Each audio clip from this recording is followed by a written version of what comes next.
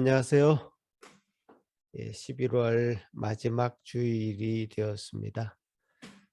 오늘도 이렇게 예배 자리에 나오신 여러분 환영하고 하나님의 영광의 예배 드릴 수 있도록 우리 모두 마음을 집중하고 주님 앞에 드려야 되겠습니다.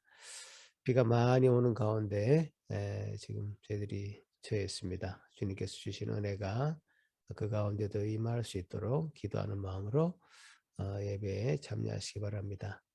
같이 기도하심으로 오늘 11월 28일 밴쿠버에서 산길교회 예배를 시작하겠습니다. 우리의 도움은 천지를 지으신 여호와 이름에 있도다.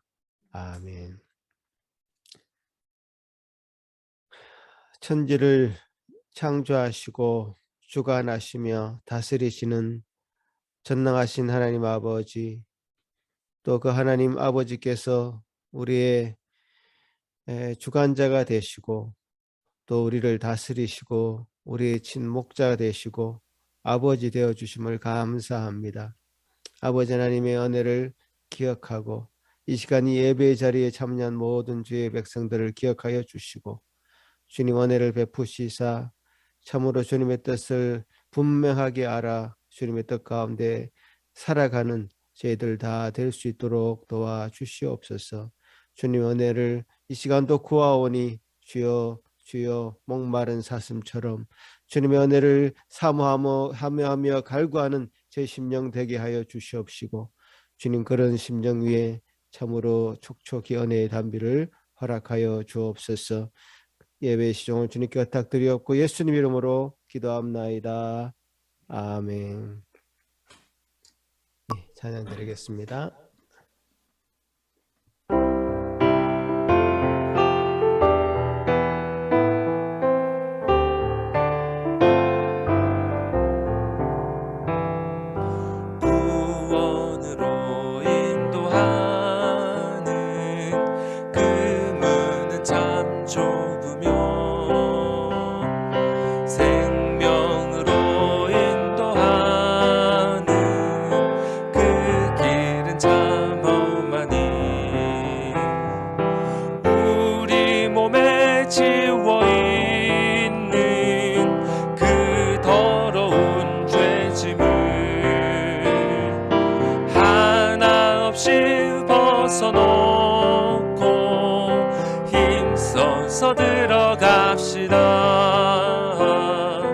구원으로 인도하는 그 좁은 문 들어가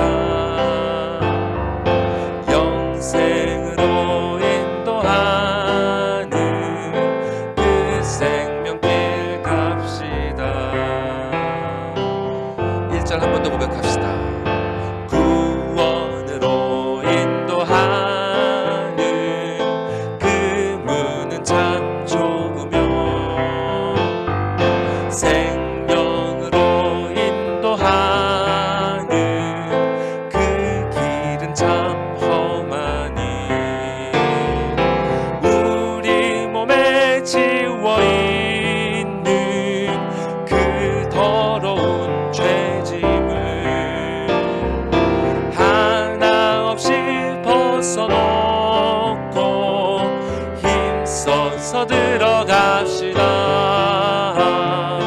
구원으로 인도하는 그 좁은 문 들어가 영생으로 인도하는 그 생명길 갑시다. 이 세상에 많은 사람 큰 문으로 들어가 넓은 길로 갈지라도 멸망으로 끝나니 세상 헛된 부귀영화 모두 내어버리고 주의 말씀 순종하여 그 생명길로 갑시다. 구원으로 인도하는 그 좁은 문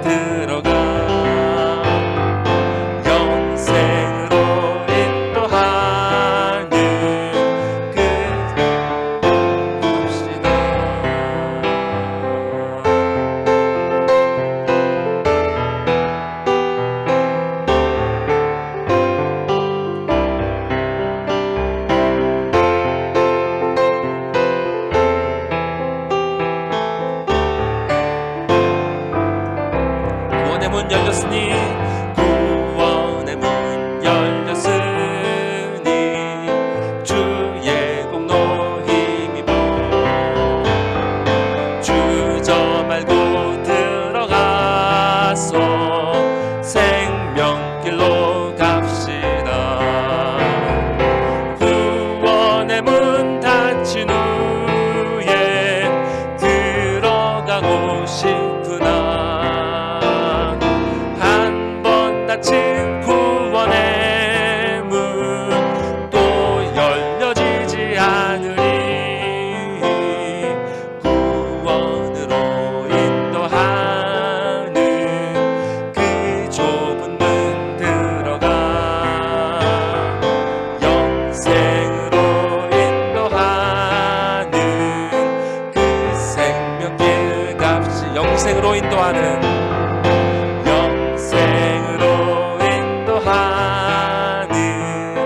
그 생명길 갑시다.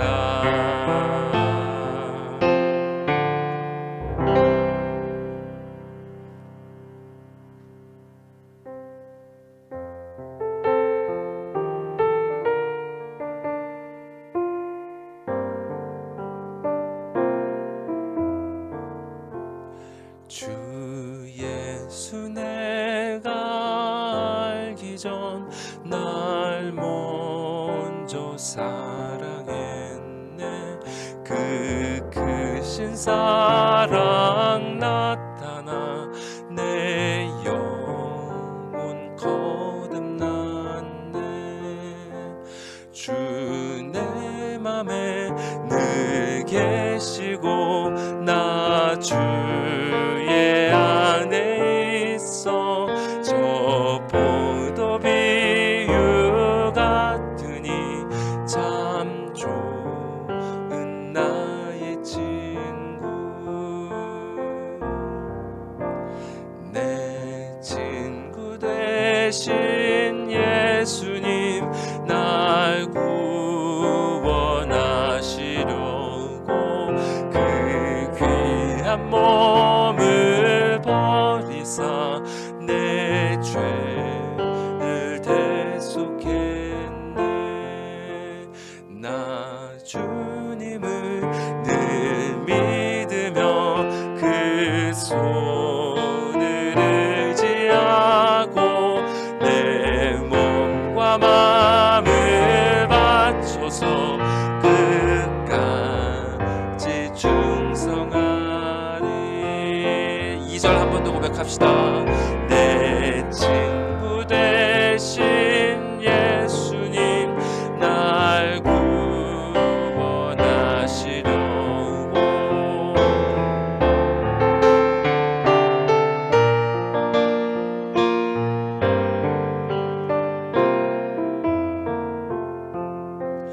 나 주님을 늘 믿으며 그 손을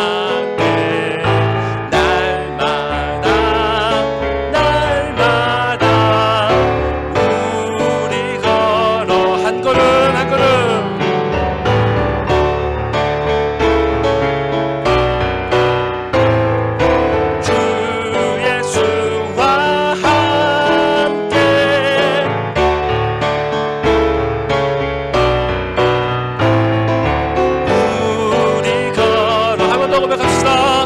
한 걸음 한 걸음 한 걸음 주 예수와 함께 날마다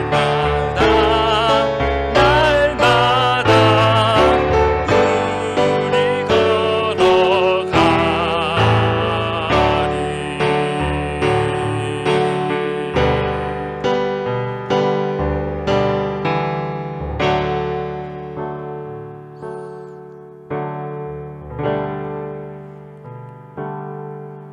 주님의 은혜를 구합시다. 주님, 비록 미약한 그리고 보잘것없어 보이는 그러한 한 걸음일지라도 주께서 인도하시는 한 걸음이라면, 주께서 손잡아 주시고 이끌어 주시는 그 한 걸음이라면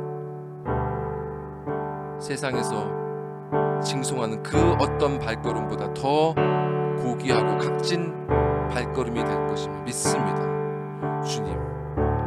주님께서 이때까지 우리를 인도하여서 싸우니 이 시간도 다시 한번 말씀으로 우리를 붙잡아 주시사 당신께서 빛으로 보여주신 그곳으로 우리를 인도하여 주시옵소서.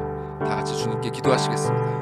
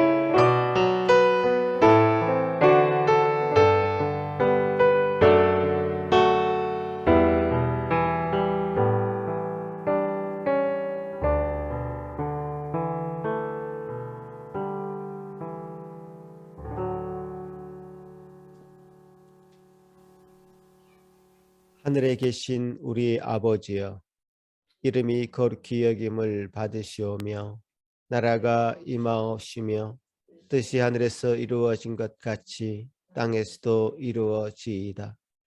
오늘 우리에게 일용할 양식을 주시옵고 우리가 우리에게 죄 지은 자를 사하여 준 것 같이 우리 죄를 사하여 주시옵고 우리를 시험에 들게 하지 마시옵고 다만 악에서 구하시옵소서. 나라와 권세와 영광이 아버지께 영원히 있사옵나이다. 아멘. 이사야 58장 교도하시겠습니다. 내가 기뻐하는 금식은 흉악의 결박을 풀어주며 멍에의 줄을 끌어주며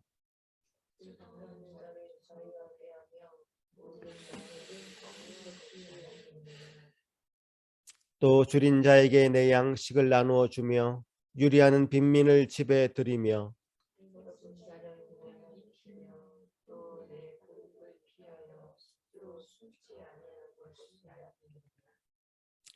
그리하면 내 빛이 새벽같이 비칠 것이며 내 치유가 급속할 것이며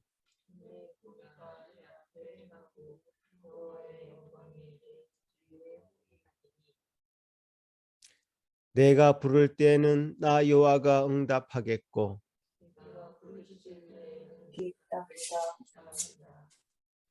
만일 내가 너희 중에서 멍에와 손가락질과 허망한 말을 제하여 버리고 줄인 자에게 내 심정이 동하며 괴로워하는 자의 심정을 만족하게 하며 내 빛이 흑암 중에서 떠올라 내 어둠이 낮과 같이 될 것이며 여호와가 너를 항상 인도하여 내 마른 곳에서 내 영혼을 만족하게 하며 내 뼈를 견고하게 하리니 너는 물된 동산 같겠고 물이 끊어지지 아니하는 샘 같을 것이라. 아멘. 이 시간에 예배를 위해서 고희순 집사님 기도하실 때에 다 같이 기도하시겠습니다. 여호와는 나의 목자시니 내게 부족함이 없으리로다. 그가 나를 푸른 불밭에 누이시며 쉴만한 물가로 인도하시는도다. 아멘. 귀하고 귀하신 나의 주 나의 하나님께 감사와 영광과 존귀와 경배를 드립니다. 차분하게 주일을 맞이하게 해주시며 성도님들과 함께 할렐루야 주 찬양하여라 하면서 찬양하게 하시며 주 보좌 앞에서 택하여 주신 은혜에 감사드리며 예배하게 해주셔서 참 감사합니다. 한때는 코로나 바이러스로 숨을 죽이고 거리두기로 사람들을 살피며 마음을 조이는 시간도 있었고 심한 더위로 헉헉대기도 했었습니다. 요즘은 곳곳에 홍수의 물난리로 호우적대며 심한 울부짖음이 있는 어려운 시기를 지내고 있습니다. 아버지여, 아버지여, 저희들을 도와주세요. 살려주세요. 저희들의 신음소리를 들어주시고 탄식과 애통함에 하나님의 마음으로 적셔주세요. 지혜와 계시의 영으로 우리들의 마음의 귀를 열어주사 하나님을 더 알아가게 하여 주시고 상한 자, 아픈 자, 묶인 자, 헐벗은 자, 고통 속에 있는 자를 보호하여 주시며 스마트폰을 여는 우리의 손이 아니라 고통받는 자들을 일으켜 세워주는 손이 되게 하시며 이어폰을 귀에 끼어 눈을 감고 방관하는 자가 아니라 이 힘들고 어려운 사람들의 안타까운 소리를 들어주는 아름다운 귀가 되게 하시며 그들의 잘못을 탓하며 사실을 말하기보다 하나님의 생명의 말씀 곧 진리를 말해주는 우리들의 입이 되어 일어설 수 없는 연약한 자들을 생명의 힘으로 힘차게 일으킬 수 있도록 우리 성도님들을 하나님의 말씀으로 더욱더 강건하고 담대하게 하여 주시옵소서. 누가 우리를 대적하려, 누가 우리를 정죄하려, 누가 하나님께서 택하신 자들을 고발하려, 자기 아들을 아끼지 아니하시고 우리 모든 사람을 위하여 내주신 하나님의 사랑, 우리들을 사랑하시는 그 하나님의 뜻에 순종하여 기꺼이 자신을 십자가에 달려 죽으시고 또 살아나신 예수 그리스도, 그 예수님은 하나님 우편에 계시며 지금도 우리들을 위해 기도하고 계십니다. 어느 누구도 그 무엇으로도 이 사랑에 더 끊을 수 없는 그 사랑의 힘으로 오늘도 내일도 모레도 우리들에게 주신 일상을 넉넉히 해낼 수 있게 하여 주시옵소서.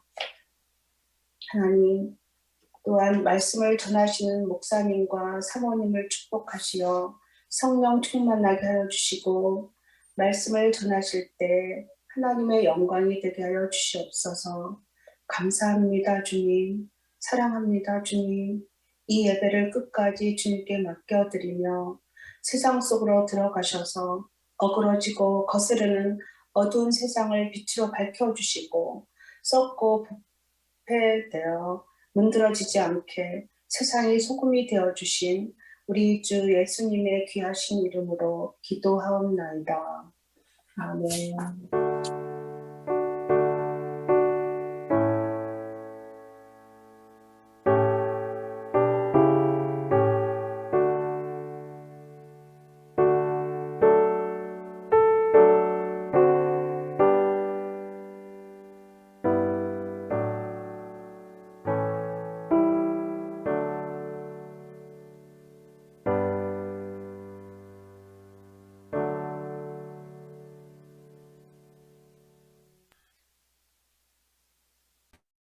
오늘 우리에게 허락하신 하나님의 말씀은 출애굽기 11장 1절에서 10절까지 말씀입니다. 제가 봉독에 올리겠습니다. 여호와께서 모세에게 이르시기를 내가 이제 한 가지 재앙을 바로와 애굽에 내린 후에야 그가 너희를 여기서 내보내리라. 그가 너희를 내보낼 때에는 여기서 반드시 다 쫓아내리니 백성에게 말하여 사람들에게 각기 이웃들에게 은금 패물을 구하게 하라 하시더니 여호와께서 그 백성으로 애굽 사람의 은혜를 받게 하셨고 또 그 사람 모세는 애굽 땅에 있는 바로의 신하와 백성의 눈에 아주 위대하게 보였더라. 모세가 바로에게 이르되 여호와께서 이와 같이 말씀하시기를 밤중에 내가 애굽 가운데로 들어가리니 애굽 땅에 있는 모든 처음 난 것은 왕위에 앉아 있는 바로의 장자로부터 맷돌 뒤에 있는 몸종의 장자와 모든 가축의 처음 난 것까지 죽으리니 애굽 온 땅에 전무후무한 큰 부르짖음이 있으리라. 그러나 이스라엘 자손에게는 사람에게나 짐승에게나 개 한 마리도 그 혀를 움직이지 아니하리니 여호와께서 애굽 사람과 이스라엘 사이를 구별하는 줄을 너희가 알리라 하셨나니 왕의 이 모든 신하가 내게 내려와 내게 절하며 이르기를 너와 너를 따르는 온 백성은 나가라 한 후에야 내가 나가리라 하고 심히 노하여 바로에게서 나오니라. 여호와께서 모세에게 이르시기를 바로가 너희의 말을 듣지 아니하리라. 그러므로 내가 애굽 땅에서 나의 기적을 더하리라 하셨고 모세와 아론이 이 모든 기적을 바로 왕 앞에서 행하였으나 여호와께서 바로의 마음을 완악하게 하셨으므로 그가 이스라엘 자손을 그 나라에서 보내지 아니하였더라. 아멘. 이 시간에 먼저 우리 어린이들 하나님의 말씀 듣도록 하겠습니다.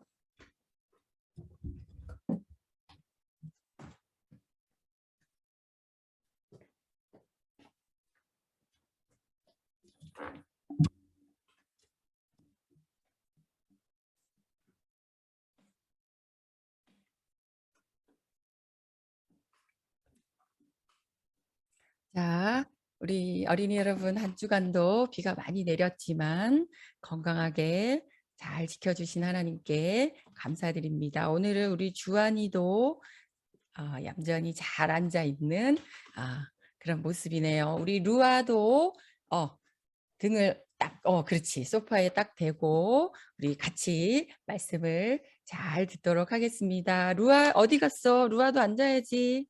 그렇지.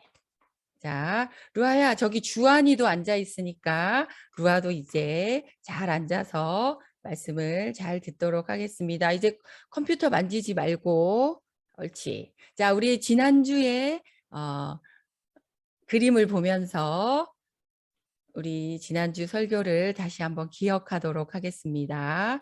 자, 보여주세요.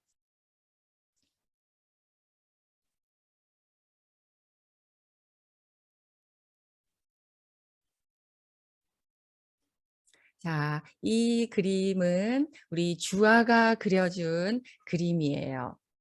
바로왕에게 가서 우리 백성이 이제 광야 길로 나가서 여호와께 기도하게 해달라라고 말했을 때 오히려 바로왕은 화를 내면서 너희들이 지금 게을러서 그러는구나. 더 열심히 일이나 해. 도대체 여호와가 누구란 말이냐? 라고 더 백성들을 힘들게 하자 모세가 하나님께 기도하는 그런 장면이에요. 하나님, 제가 이렇게 바로왕에게 가서 얘기했지만 하나님 우리 백성을 더 힘들게 하고 있습니다. 하나님 저희는 지금 이제 어떻게 해야 하나요? 라고 기도하는 그 모습을 우리 주아가 그려주었고요. 우리 그 다음 그림은 주원이는 이번에는 영어로 영어로 했어요. 그죠? 하나님께서는 You can do it 이라고 말씀하시지만 모세는 뭐라고 말하고 있는 거죠? I can't do it. 그죠?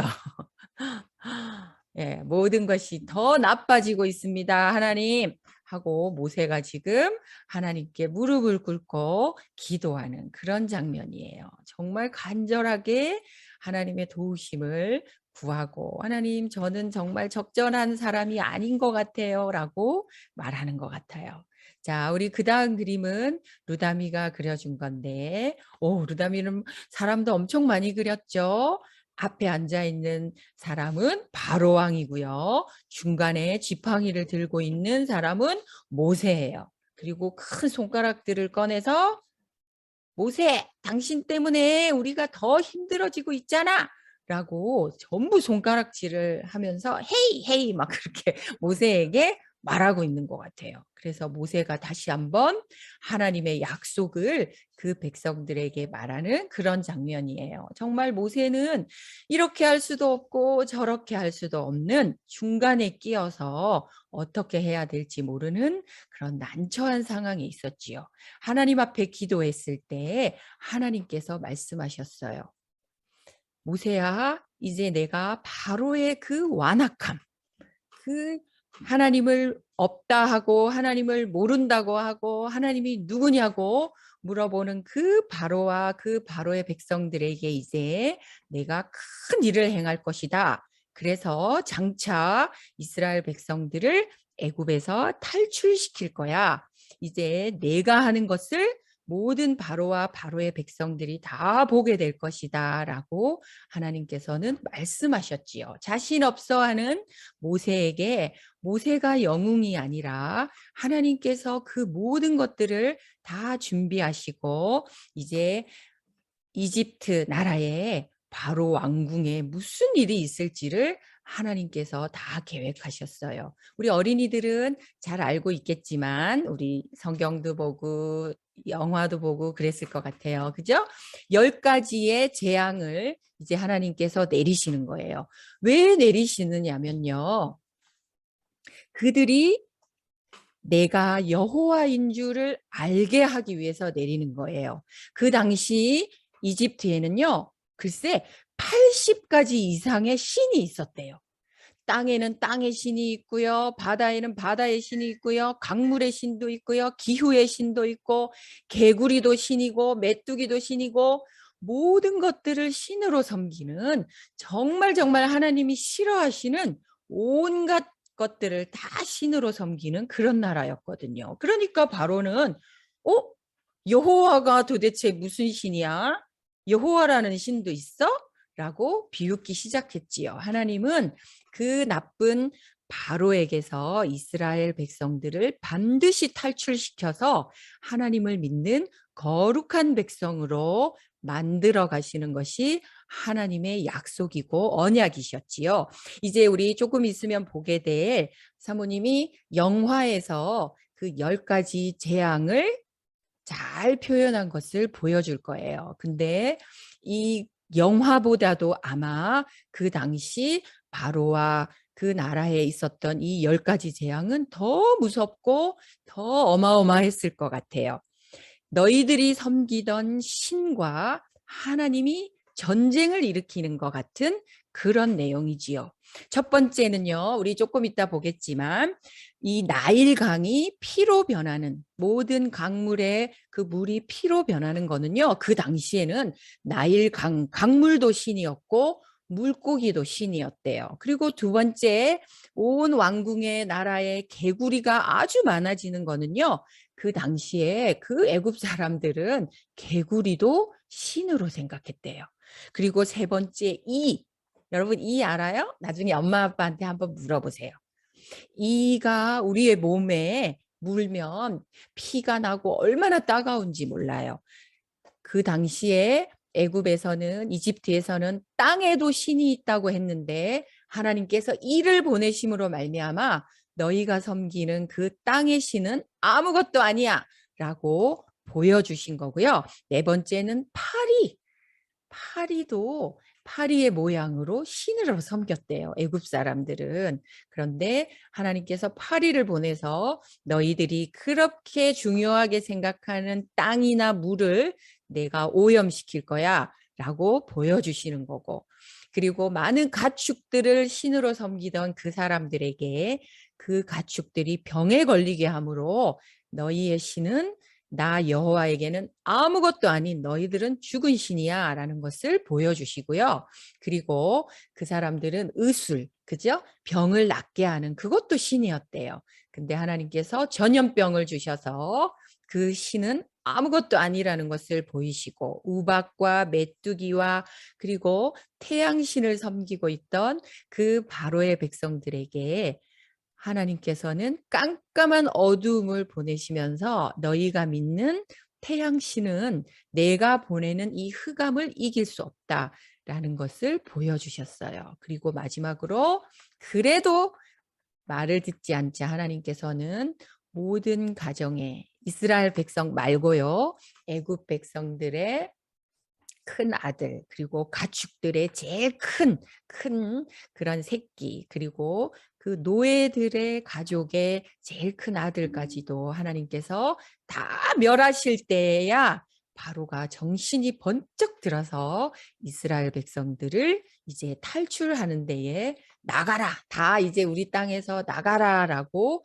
말하는 그래서 누가 참 신인지 너희가 섬기는 그 80가지의 신과 여호와가 도대체 같기라도 한 건지 하나님께서 생생하게 보여주시고 애굽 백성과 나의 백성 이스라엘은 완전히 구별되었다. 완전히 다르다라는 것을 보여주시는 거예요. 자, 이제 루아도 잘 앉아서 우리 영화에 나오는 10가지 재앙을 보면서 야, 하나님은 정말 살아계시구나. 하나님은 정말 위대한 살아계신 우리의 신이시구나라는 것을 잘 깨달았으면 좋겠어요. 자, 이제 한번 볼까요?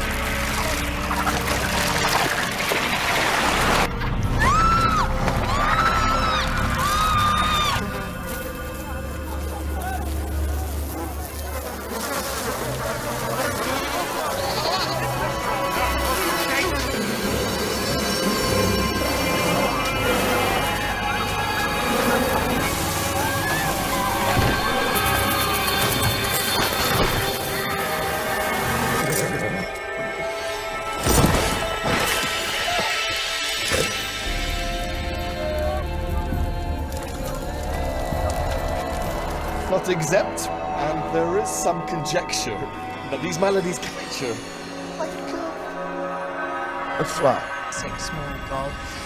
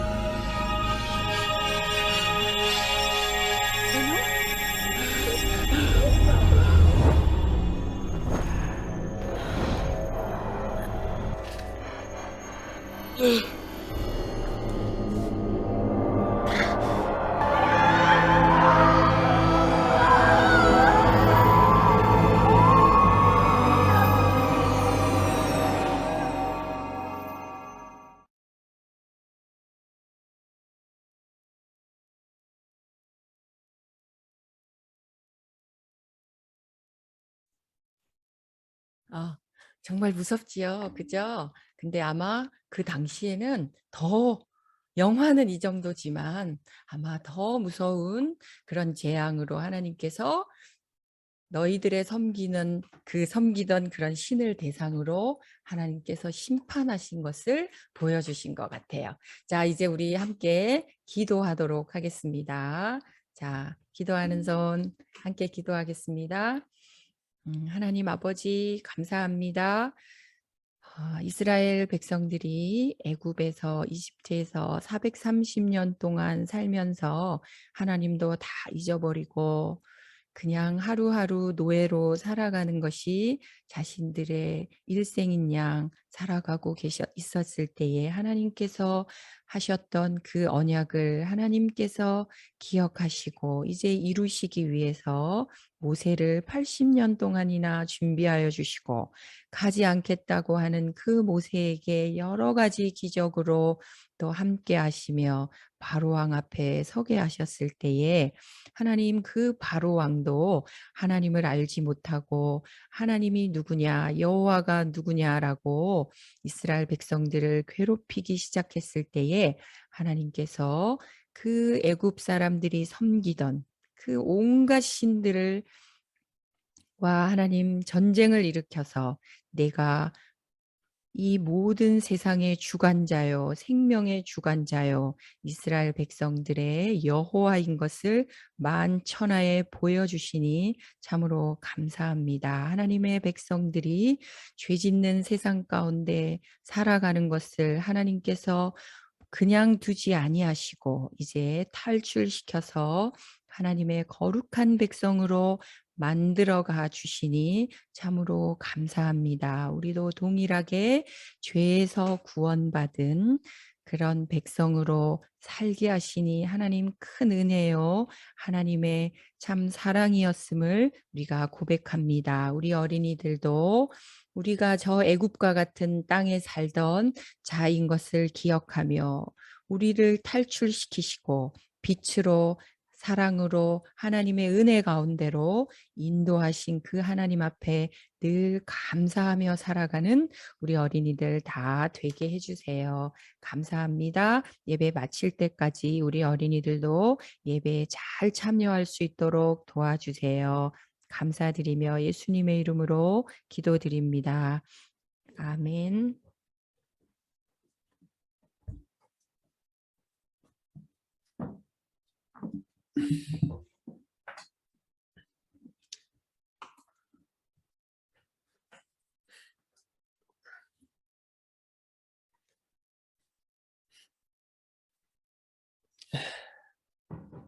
우리 어린이들은 잘 들었죠? 우리가 창세기부터 하나님 말씀을 봐오고 있습니다. 그동안 우리는 하나님이 세우시는 나라에 대해서 알게 되었습니다. 창세기 1장부터 11장까지는 그 인류의 보편적인 역사를 기록하고 있습니다. 12장부터의 그 이스라엘 역사가 시작되죠. 아브라함이 선택됨으로 이스라엘 백성의 역사가 시작되는데 그것을 우리는 구속사다, 구속의 역사다 이렇게 얘기합니다. 이스라엘 역사가 그때부터 전면에 등장하고 다른 역사들은 필요할 때마다 나타납니다. 이스라엘 역사는 곧 하나님의 친백성으로 이루어진 하나님 나라의 역사입니다. 아브라함을 택하시고 구별하셨습니다. 어디에서 구별되었죠? 어디에서부터 구별되었습니까? 갈대아 우르에서 구별하셔서 가나안 땅에 이제 살게 하셨습니다. 갈대아 우르라는 세상으로부터 결별하여 구별하여 불러내신 것입니다. 아브라함에게 하늘의 별과 같이 바다의 모래와 같이 수많은 자손을 주시겠다고 약속했습니다. 그래서 창세기는 그 자손들이 어떻게 세상과 구별되어 가는가를 기록하고 있습니다. 이삭은 인간으로는 불가능해 보이는 출산을 통해서 아브라함과 사라의 몸에서 이제 태어납니다. 불가능해 보이는 나이에 그 아브라함과 사라를 통해서 태어나죠. 또 이삭은 쌍둥이 아들 에서와 야곱을 출생하는데 그 중에 야곱이 선택되고 구별되는 역사를 우리가 보았습니다. 그래서 그 야곱을 통해서 하나님 나라가 이제 상속됩니다. 야곱의 족장 시대에 야곱까지 아브라함, 이삭, 야곱까지 족장 시대가 끝나고 야곱의 12아들을 통해서 하나님 나라는 계속 이어져 갑니다. 기근으로 몰살 당할 그 위기에서 야곱의 자손들을 이제 애굽에 피신시키고 그곳에서 430년을 살게 하십니다. 그죠? 당대의 가장 강대국이었던 이 애굽에서 처음에 이스라엘 백성들은 그래도 잘 살았지만 이제 나중에 요셉을 모르는 새로운 바로 왕이 등장하면서 엄청난 학대를 당하게 됩니다. 극심한 학대에 그 이스라엘 백성들은 신음소리를 끊임없이 내었습니다. 그 소리를 들으면서 하나님께서 이스라엘에게 하신 그 언약을 기억하십니다. 모세를 그래서 준비시키시죠. 80년 동안 준비시키셔서 애굽으로부터 구별해서 그 애굽으로부터 구별해서 그 이스라엘 민족을 탈출시키는 스토리. 그것이 바로 출애굽의 역사입니다. 바로 왕은 마음이 완악한 자였습니다. 완악하다는 것은 그 마음이 hard, 단단하다는 것이죠. 그래서 우리가 로마서 9장 18절에도 이런 말씀이 있는데요. 그런즉 하나님께서 하시고자 하는 자를 긍휼히 여기시고 하고자 하시는 자를 완악하게 하시느니라. 하고자 하는 자를 긍휼히 여기시고 하고자 하는 자를 완악하게 한다. 그런 말씀처럼 하나님은 바로의 마음을 완악하게 만드셨습니다. 그래서 이스라엘 백성을 쉽게 내보내주지 않습니다. 그 완악한 바로 왕으로 인해서 모세와 또 이스라엘 백성은 더 극심한 고통과 그 고통을 인해서 더 절실한 마음과 간절한 마음으로 하나님 앞에 나아가게 됩니다. 그래서 하나님은 애굽 땅에 10가지나 되는 재앙을 이제 내리게 됩니다. 이 10가지 재앙이 애굽 땅에 내려지면서 가장 인상 깊은 대목들이 있습니다. 여러분 이제 6장 이후로부터 지금 11장까지는 스킵을 했는데요. 여러분 읽어보시기 바랍니다. 반드시. 가장 인상 깊은 대목은 그 재앙을 당하는 대상은 애굽이고 이스라엘은 그것으로부터 구별되었다는 사실입니다. 이스라엘 백성들이 사는 고생 땅에는 피해가 가지 않았습니다. 하나님의 구별하심을 극적으로 보여주는 방식으로 10가지 재앙이 사용되고 있습니다. 자, 제가 그런 구절들을 제가 PPT로 보여드릴 테니까 한번 따라 읽어보면 좋겠는데요. 출애굽기 8장 23절, 출애굽기 8장 23절 같이 한번 읽어보겠습니다. 시작. 내가 내 백성과 내 백성 사이를 구별하리니 내일 이 표정이 있으리라 하셨다 하라 하시고. 자, 구별하신다는 표현이 나오죠. 출애굽기 9장 26절에도 이런 말씀이 있습니다. 같이 읽겠습니다. 시작. 이스라엘 자손들이 있는 그곳 고센 땅에는 우박이 없었더라. 우박이라는 엄청난 재앙이 있었을 때 이스라엘 자손이 있는 고센 땅에는 우박이 없었다. 그리고 이제 오늘 본문에도 11장 17절에 이런 표현이 있죠. 같이 읽어보겠습니다. 시작. 그러나 이스라엘 자손에게는 사람에게나 짐승에게나 개 한 마리도 그 혀를 움직이지 아니하리니 여호와께서 애굽 사람과 이스라엘 사이를 구별하는 줄을 너희가 알리라 하셨나니. 자, 11장에 그런 표현이 있고요. 우리가 앞으로 보게 될 출애굽기 33장 16절에도 이런 표현이 있습니다. 같이 읽겠습니다. 나와 주의 백성이 주의 목전에 은총 입은 줄을 무엇으로 알리까?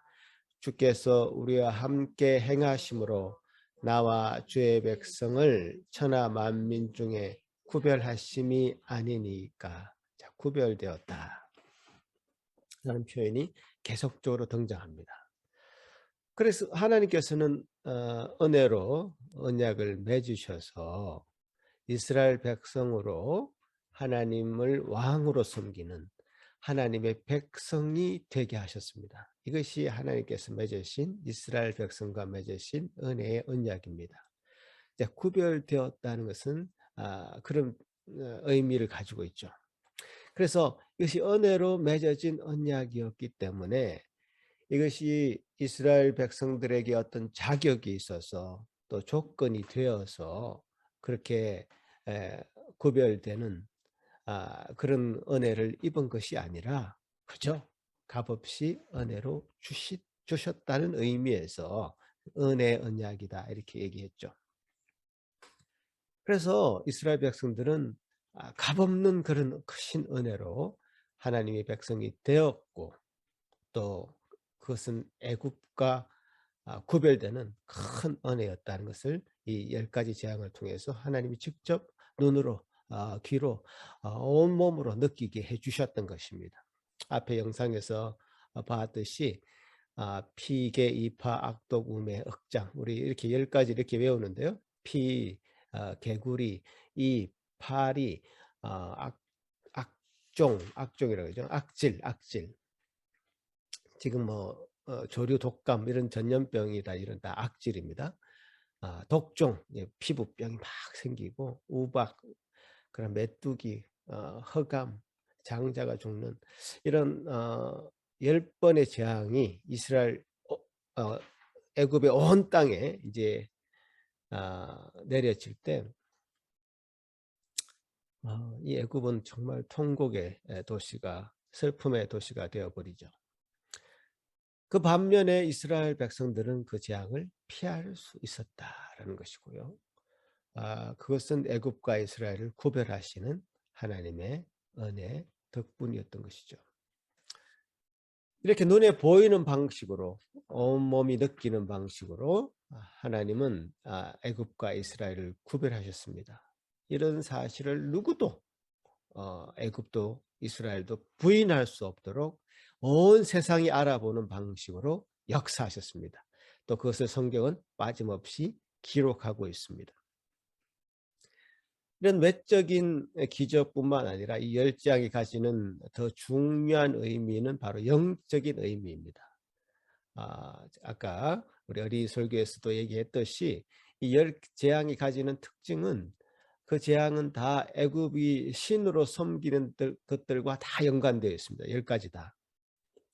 10가지 재앙은 애굽 땅에서 자리 잡고 있던 각종 잡신들에 대해서 여호와 하나님, 스스로 있는 자이신 여호와 하나님이 어떤 분이신가, 그분은 얼마만큼 위대하신 분이신가를 드러내고 있습니다. 이스라엘 백성도 당연히요 430년 동안 애굽 땅에 있으면서 애굽이 섬기는 그런 신들을 자연스럽게 접했을 것이고 애굽 문화에 물들었을 것입니다. 10재앙을 내리면서 이스라엘 백성에게 은혜를 베풀지 않았다면요 그들도 이스라엘 백성도 애굽 사람들과 마찬가지로 살아남지 못했을 것입니다. 그래서 하나님께서 친히 택한 백성에게는 참 구별하신 은혜를 베푸심으로써 과연 그들이 즉 애굽 사람들이 섬겼던 그 신들이 과연 어느 정도의 잡신인지를 보여주신 것이죠.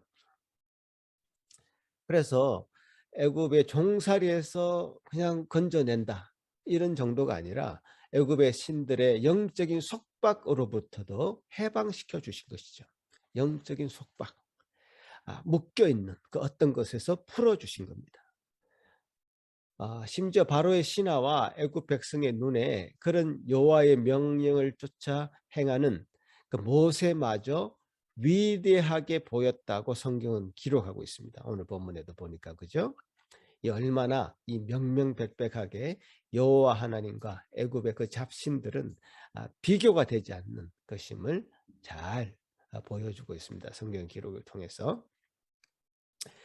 그래서 선택받은 이스라엘 백성들은 스스로 있는 자이신 여호와 하나님은 그분만을 섬겨야 될 것임을 알게 해 주신 것입니다. 그죠? 우리가 출애굽의 스토리를 앞으로 더 보게 되면서 어떤 것을 앞으로 보게 되냐 하면 이 이스라엘 백성이 애굽에서 탈출해서 광야를 지나면서 시내산에서 십계명을 드디어 받게 됩니다. 십계명은 하나님께서 이스라엘 백성들로 하여금 이스라엘의 선택받은 그 백성으로서의 삶을 살 수 있는 중요한 계율들을 말씀하고 있는데요. 그 중요한 계율들을 나중에 이제 우리가 다루게 될 것입니다. 그것은 오늘도 우리에게 적용되는 굉장히 중요한 것들입니다. 그런데 십계명을 받기 전에 지금 애굽 땅의 잡신들을 이렇게 재앙을 내리면서 하나님 외에 나 외에는 다른 신을 내게 있게 하지 말지어다라고 하는 십계명 중에 제1계명을 살아있는 교훈으로 보여주신 것과 마찬가지입니다. 나일강의 그 풍요로움에 그 마음을 다 빼앗겨서요. 하나님을 잊어버릴까 봐 나일강을 생명이 없는 강으로 만들어 버립니다. 피로 변하게 해서 나일강에 살아있는 모든 생명이 다 죽게 만들었습니다. 또 이 땅에 나오는 빵으로 우리 배를 부르는 것으로 만족해서 하나님을 잊어버릴까 봐 그 티끌, 흙을 이로 변하게 만들어서 땅이 사람들을 괴롭히는 그런 것을 보여주신 것이고요. 하늘에 내리는 그 비는 얼마나 농사에 절대적인 영향을 미칩니까? 지금도 마찬가지죠. 비가 오지 않으면 우리는 지금도 정말 첨단 과학 기술이 발전한 이 시점에서도 비가 오지 않으면 우리는 기근에 시달릴 수밖에 없고 멸망할 수밖에 없습니다. 그런데 그 하늘에서 비가 내리지 않고 얼음 덩어리, 우박이 내려서 오히려 농작물이 다 망가뜨려지고 사람이 죽어버립니다. 하늘을 관장하는 신은 여호와 하나님이신 것을 드러내 주신 것입니다. 마지막 재앙, 제가 다음 주에 다시 한번 말씀드리고 싶은데요. 첫 아들을 죽이는 재앙이죠. 첫 아들은 기력의 시작입니다. 그 아들을 죽임으로써 생명은 과연 누구로부터 나오는가를 직접적으로 교훈하신 것이죠. 그래서 애굽으로 대표되는 세상 사람들은 이런 어떤 잡신들에 매여 있습니다. 자기의 생명이 어디서 나온지에 대해서 분명하게 모르고 이런 잡신들, 하늘, 땅, 바다, 들판에 있는 그런 것들에 매여서 살고 있는데요. 그 매여 있는 모든 것에서부터 해방시켜 주기를 우리 하나님은 원하셨습니다. 그래서 하나님은 특별한 사랑과 은혜를 이스라엘 백성들에게 베푸셔서 구별시켜 주신 것이죠. 그 사랑은 은혜이지 특권이 아닙니다. 자, 지금부터 여러분 잘 들으셔야 돼요. 이스라엘 백성들이 이렇게 구별되어진 것, 이렇게 하나님의 은혜로 이런 재앙을 피하게 된 것, 그것은 참으로 하나님이 베푸신 큰 은혜로 시작된 것인데요. 그것을 특권으로 생각하는 순간 하나님이 구별하신 그것이 그들에게 어떤 특권으로 생각하는 순간 그것은 하나님의 은혜는 없어지고요. 그 민족적인 우월감이 등장하게 되는 겁니다. 그래서 그것이 선민사상이라는 것으로 발전하는 겁니다. 하나님의 택하셨다는 것은 이스라엘 백성을 하나님의 나라를 삼으셔서 그 이스라엘 백성들을 통해서 사마리아와 땅끝까지 그 하나님의 나라가 전파되어지고 전에는 이방이었던 자들이 하나님의 나라의 백성이 되는 것으로 삼으시려고 이스라엘을 먼저 택하신 겁니다. 근데 이것을 망각하고 구별하심을 은혜로 받아들이지 않고 특권으로 권리로 받아들여서 선민사상으로 나아가게 된 일이 역사적으로 발생한 것입니다. 이스라엘 민족 스스로의 그 우월성, 자기 민족의 우월성을 강조하게 되면서 이것은 더 이상 하나님이 주신 은혜가 아니었고 자신의 어떤 권리로 생각하게 된 겁니다. 선택받은 민족으로서의 어떤 책임보다는 어떻게 그 권리를 행사할까에 집중하게 되면서 결과적으로 굉장히 교만한 모습을 보이게 된 것입니다. 역사적으로 이스라엘의 그 교만은 점점 더욱더 역사를 거듭하면서 강화됩니다.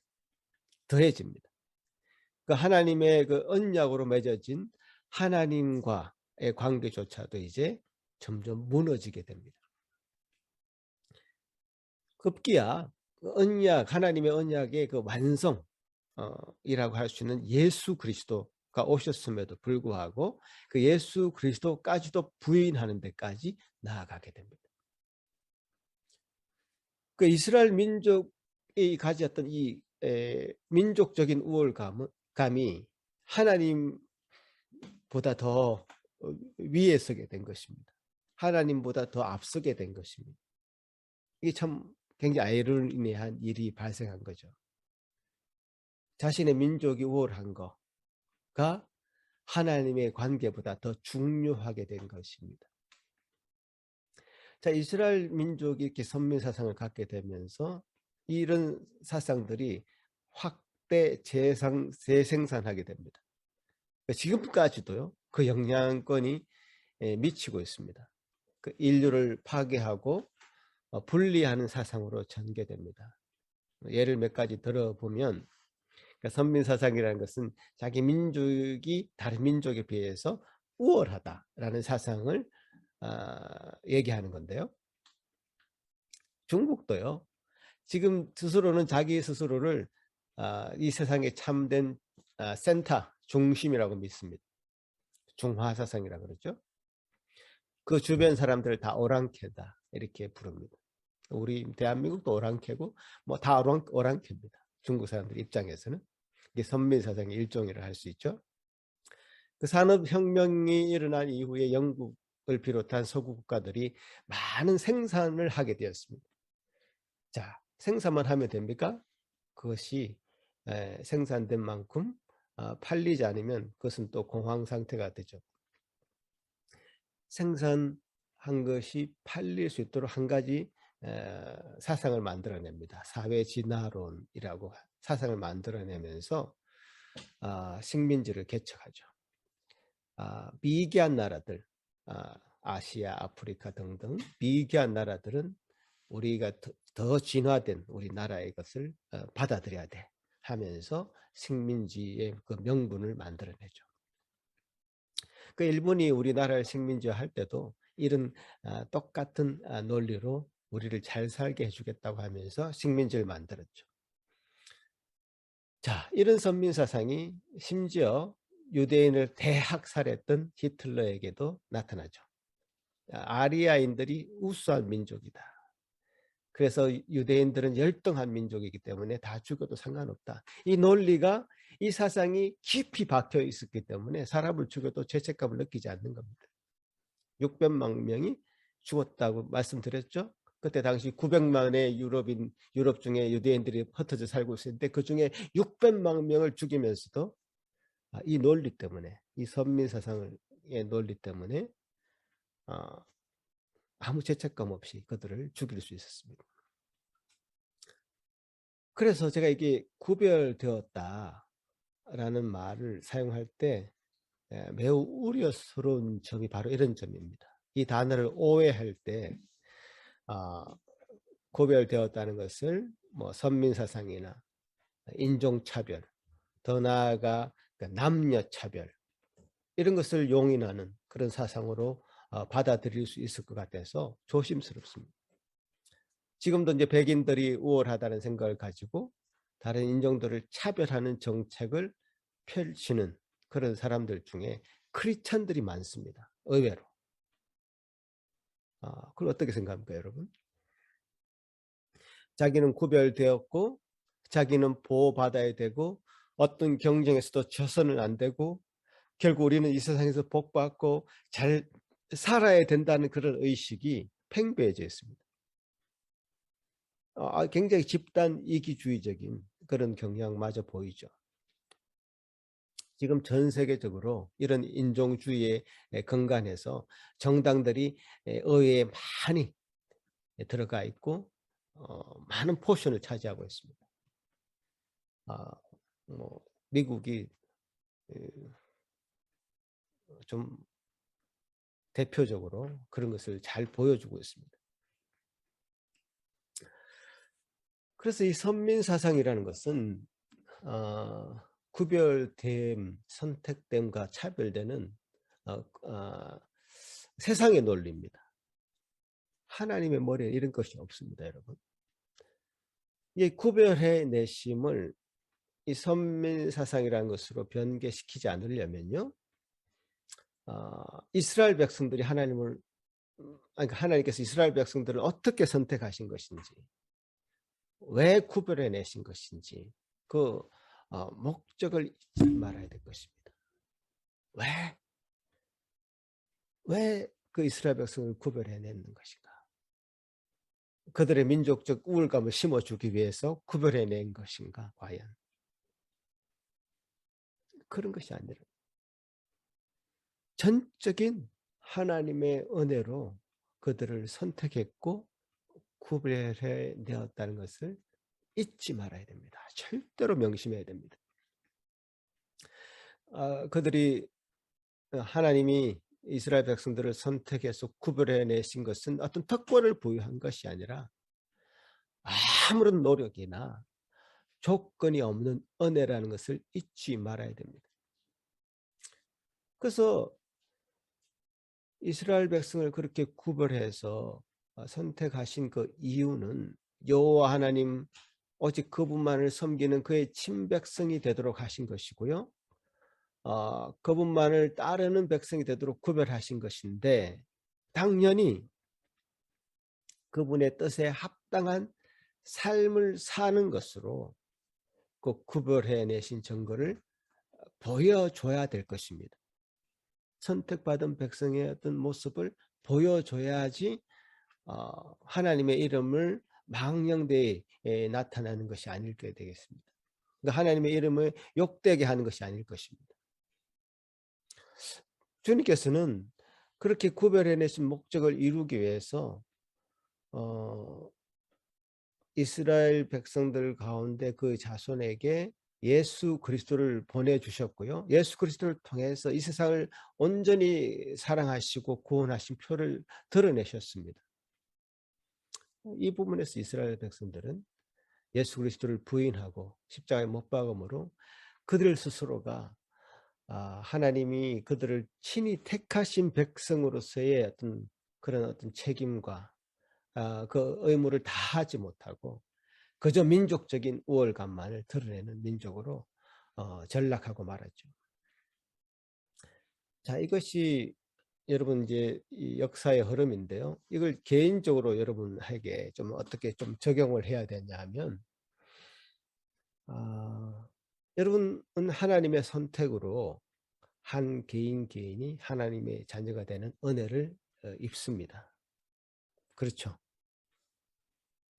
여러분 하나님 앞에 여러분이 죄인임을 인정하고 그 모든 죄를 사하여 주신, 또 다른 말로 우리 모든 죄의 빚을 갚아주신 예수 그리스도를 믿음으로 그분을 영접하게 됩니다. 지금까지 자기가 살아온 삶의 그 모든 형태를 버리고 구별하여서 우리의 인생의 주인으로 예수 그리스도를 우리 삶에 모시게 됩니다. 그 주님만을 섬기며 따르는 인생으로 탈바꿈하게 되는 것이죠. 내가 내 인생에 어떤 결정들을 했다면 그 자리에서 이제 조용히 내려와서 예수 그리스도께 모든 것을 결정할 수 있는 내 주인의 자리를 내어주는 것을 의미하고, 그래서 진정으로 하나님의 자녀의 삶을 살게 되는 것이고, 하나님의 자녀들은 그렇게 선택해 주신 하나님의 은혜에 감사하고 보답하는 삶을 살게 됩니다. 그래서 모든 일에 대해서 감사하기 때문에 겸손할 수밖에 없고요. 모든 일이 하나님의 은혜로 주어진 것이기 때문에 하나님의 도우심을 바라고 다른 지체들을 섬기고 그 지체들에게 하나님의 그 은혜를 드러내는 일에, 하나님의 그 빛을 드러내는 일에 우리가 쓰임 받게 됩니다. 자, 그러나 선택하심을 은혜로 받지 않고요, 특권으로 삼는 인생들은 자기 인생 스스로를 높이게 됩니다. 자기 이스라엘 백성이 스스로의 민족이 우월하다는 것을 드러내듯이 자기는 내가 그렇게 잘났기 때문에 구원받을 만한 어떤 것이 있기 때문에 나는 이 정도야. 자기의 어떤 선택받음은 자기의 어떤 특권인 것으로, 권리인 것으로 자기 스스로를 자랑하게 되는 겁니다. 그런 마음은 다른 지체들을 향한 사랑이나 배려보다는 자기가 경쟁에서 이만큼 위에 있다는 것을 생각하고 그것에 집중하게 되죠. 자기 자신에게 집중하는 현상이 나타납니다. 선택받은 자로서의 어떤 책임을 다하려고 하지 않습니다. 그 생각이 굳어지고 유연하지 않습니다. 플렉시블하지 않습니다. 이상한 고집 같은 것들이 있습니다. 자기는 먼저 되었기 때문에 나중된 자를 밀어내려고 합니다. 자, 얼마나 큰 차이가 납니까, 여러분? 구별되었다, 선택되었다는 말이 어떻게 개인에게 적용되느냐에 따라서 굉장히 큰 차이를 가지게 됩니다. 예수님은 나중된 자가 먼저 되고 먼저 된 자가 나중되겠다는 그런 말씀까지도 하십니다. 그죠? 여러분은 지금 이스라엘 민족들이 가졌던 그 선택, 선민의식, 선민사상에 대해서 비판을 할 수 있겠죠. 그러나 정작 그 비판하는 것이 쉽습니다. 그러나 이게 우리 자신의 문제가 되었을 때는 정말 쉽지 않습니다, 여러분. 이민교회마다 이민을 먼저 온 세대와 나중에 온 세대들의 갈등이 없는 곳이 없습니다, 여러분. 여러분, 이민을 먼저 온 세대들은요, 그때 당시는 외환법 때문에 돈을 많이 가져올 수 없었습니다. 몇백 불 들고 온 사람들이 있습니다. 그러니까 캐나다 땅에 와서 고작 할 수 있는 일이라고는 저 연어 통조림 공장에 가서 연어 배 따고 뭐 닭 공장 같은 데 가서 일하고 뭐 이런 게 전부였습니다. 그렇지만 모두가 그렇게 와서 어렵게 사니까 서로 위로하고 격려하고 같은 마음을 가지고 이렇게 살아가는 것이죠. 그러나 이제 시대가 변해서 최근에 오신 분들은 그 외환법이 완화되면서 어느 정도 재산을 가져올 수 있게 됐죠. 그러니까 오자마자 집부터 사죠. 좋은 차도 타고 다닙니다. 물론 그렇지 않은 분들도 있습니다. 그러니까 서로의 격차가 생기기 시작하면서 서로 위로하고 위로받는 어떤 공감대 형성하기가 굉장히 힘들어지게 된 것이죠. 나중된 사람이 오히려 먼저 되는 그런 상황이 발생하는 겁니다. 자, 이런 현상은 그냥 시대가 달라졌기 때문에 그런 것으로 받아들이면 좋겠는데 먼저 오신 분들은 이렇게 생각하죠. 불공평하다. 왜 이렇게 세상이 불공평하냐. 나중에 오신 분들이 뭔가 불공평하게 해드린 것은 없습니다마는 캐나다나 한국의 정부의 정책이 바뀐 것일 뿐인데 이렇게 감정적으로 느끼면서 먼저 온 세대와 이민을 나중에 온 세대들 간의 그런 갈등이 끊이지 않습니다, 여러분. 그 먼저 오신 분들은 정말 그렇게 존경받아야 되고 그런 어려운 상황 가운데서도 먼저 틀을 닦아 나온 것이기 때문에 정말 나중에 오신 분들은 감사해야 되죠. 나중에 오신 분들은 신세를 지지 않습니까? 먼저 온 분들에게 신세를 지고 그래서 감사를 표현하고 그래서 먼저 오신 분들은 나중 온 사람들에게 본이 되고 격려하는 쪽으로 나가면 되는데 그게 또 인간의 본성 가운데 우월 의식이 있어서 자기가 누린 것을 자랑하고 나 때는 이랬는데 하면서 비판하고 불평하고 그렇게 감사로 나아가지 않으면서 서로 갈등의 골이 점점 깊어왔던 것입니다. 여러분 마태복음 20장에 포도원 비유가 있습니다. 한 포도원의 주인이 있는데요. 일할 일꾼을 찾습니다. 그래서 오전 9시, 아침 9시에 가서 일꾼을 데려옵니다.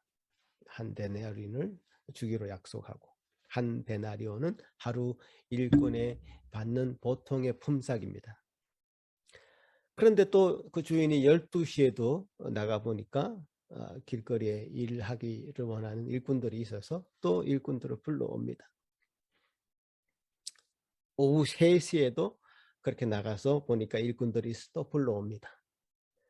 오후 5시에도 또 그런 사람이 있어 일꾼들을 불러옵니다. 그래서 그들에게 일할 수 있도록 해주셨습니다. 자, 모두 하루가 다 끝났습니다.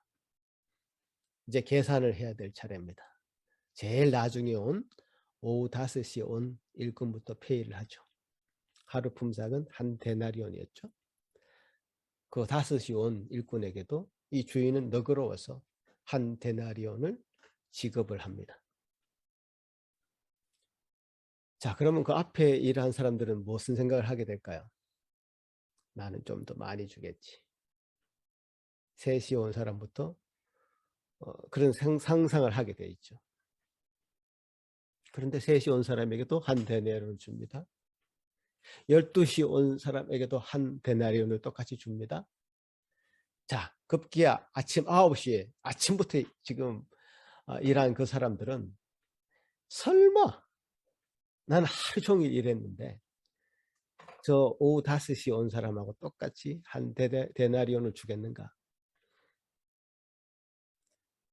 더 기대를 했겠죠. 그런데 주인은 한 데나리온을 지급합니다. 여러분 어떻게 생각하십니까? 이 비유에 대해서 어떻게 생각하십니까? 그 한 데나리온을 받았던 그 많은 사람들 중에 아침 9시에 일하러 나온 그 일꾼들은 불평불만이 가득했습니다. 근데 불평할 이유가 하나도 없었던 것이 예수님과 그 포도원 주인과 그 아침 9시에 일하러 나온 그 일꾼들은 한 데나리온을 받기로 약속하고 일을 시작했던 것이고요. 그 약속을 그 주인은 지켰을 따름인데 불평한단 말이에요. 아침 9시에 나와서 일한 그 일꾼들은 그 주인과의 약속을 기억하지 않고 뒤에 나온 일꾼들과 자기 자신을 비교를 한 겁니다. 사람이라는 게 바로 이렇습니다. 옆에 사람과 자기가 가장 가까이 있는 사람과 자기를 비교하게 되어 있습니다. 자기가 주인과의 약속은 전혀 까맣게 잊어버리고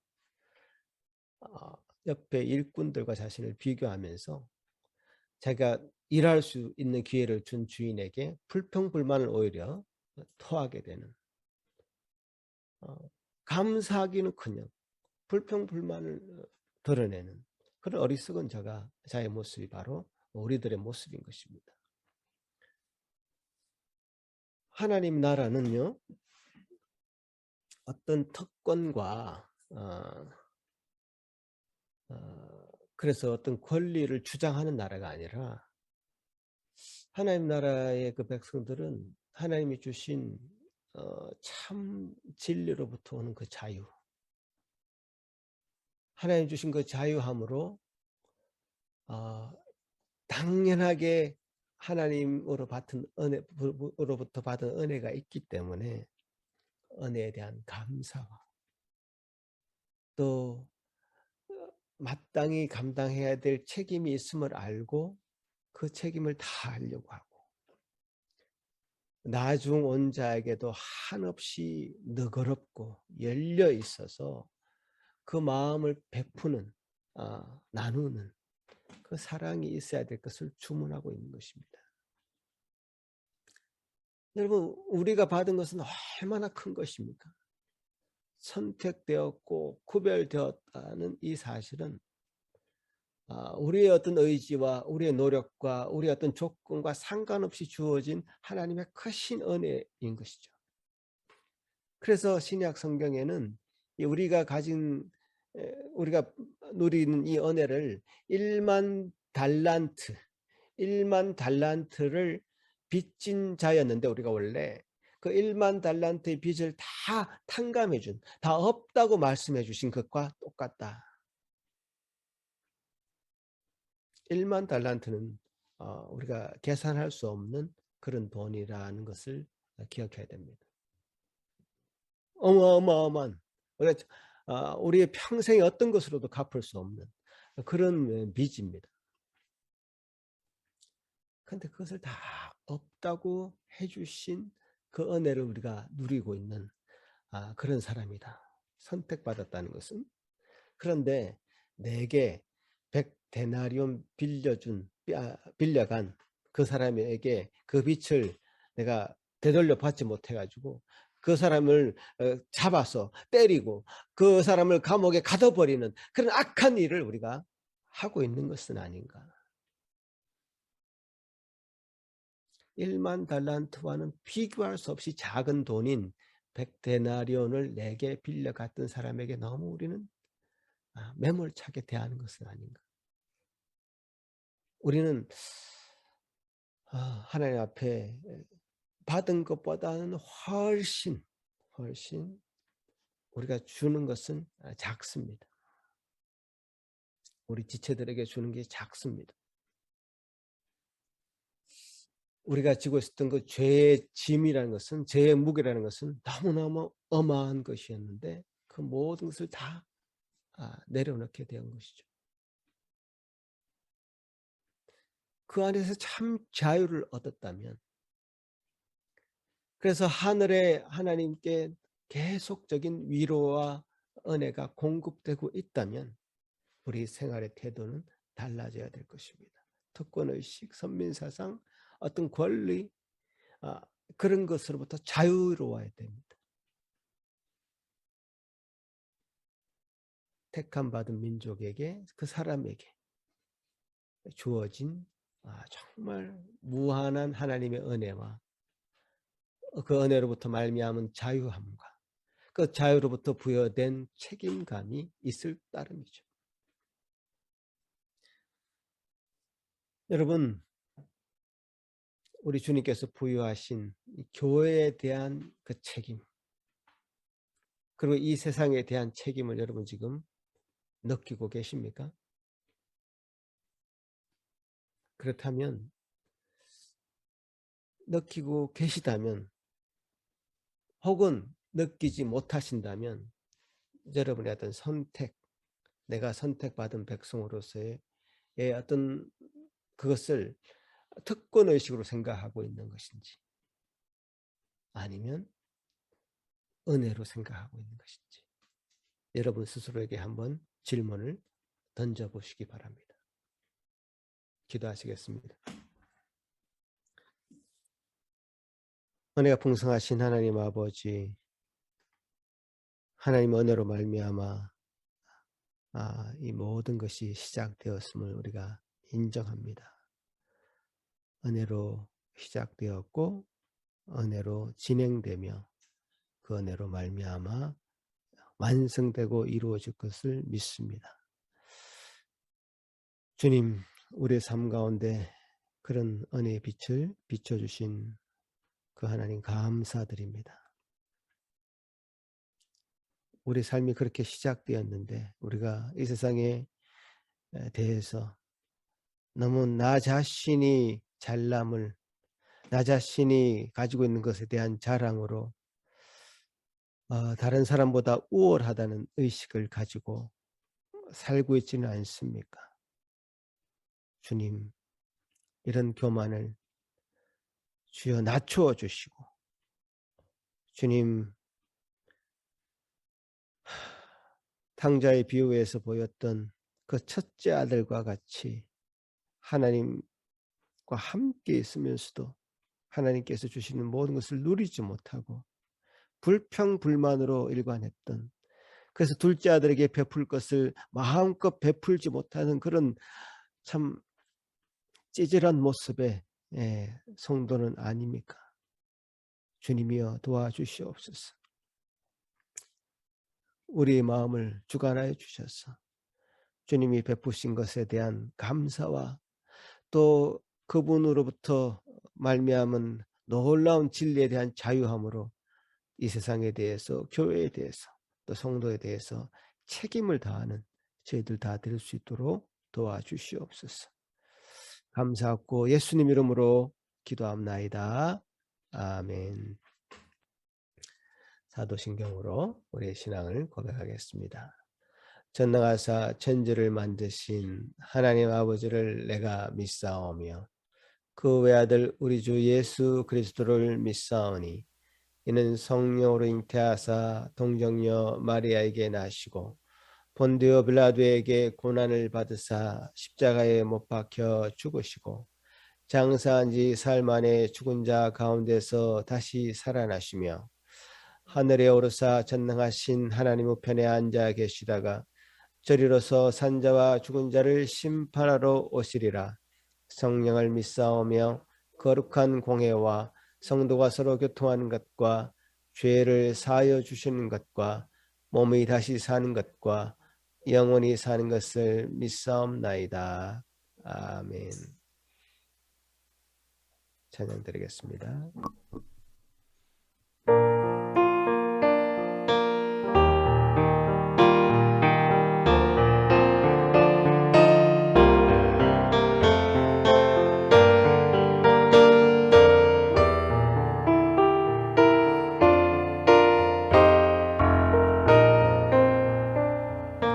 누가 주를 따라 섬기려는가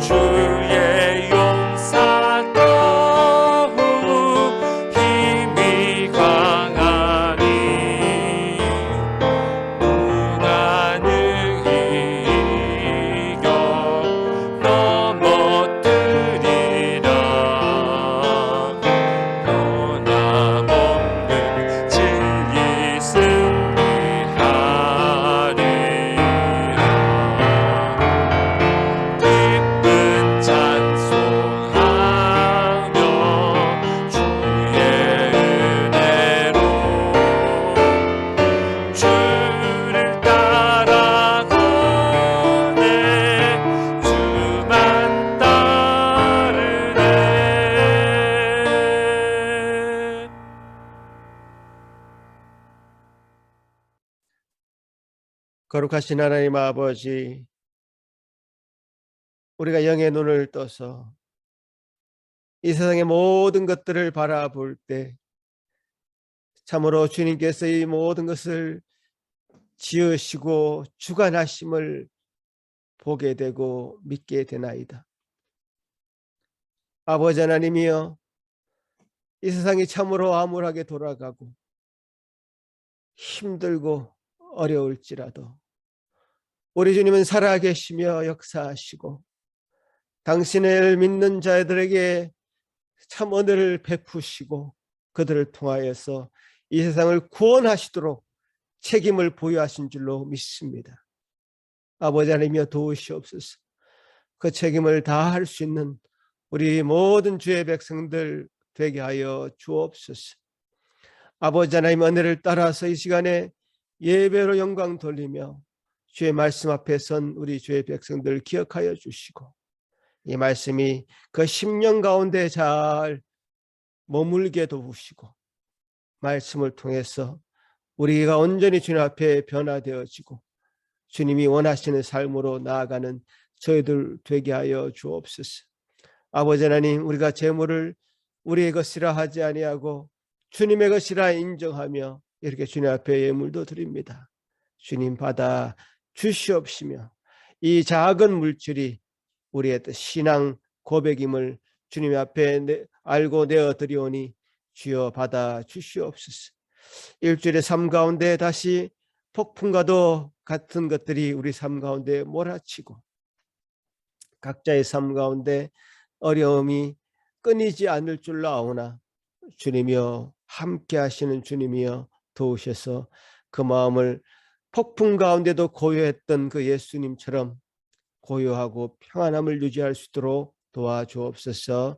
감사하고 예수님 이름으로 기도합나이다. 아멘.